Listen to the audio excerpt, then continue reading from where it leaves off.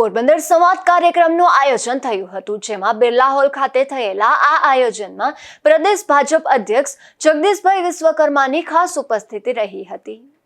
ભારતીય જનતા પાર્ટીના ગુજરાત પ્રદેશ પ્રમુખ જગદીશભાઈ વિશ્વકર્માની ઉપસ્થિતિમાં બિરલા હોલ ખાતે પોરબંદર સંવાદ કાર્યક્રમ યોજાયો હતો। આ નિમિત્તે ધાર્મિક, સામાજિક, સહકારી અને વ્યવસાયિક ક્ષેત્રના આગેવાનો અને શ્રેષ્ઠીઓ સાથે પોરબંદરના સર્વાંગી વિકાસ માટે વિસ્તૃત ચર્ચા કરવામાં આવી હતી। સર્વે આગેવાનોના મૂલ્યવાન સૂચનો અને સહકાર સાથે પોરબંદરને વધુ વિકસિત, સુવ્યવસ્થિત અને પ્રગતિશીલ બનાવવાના સંકલ્પને નવી દિશા અને શક્તિ મળી હતી।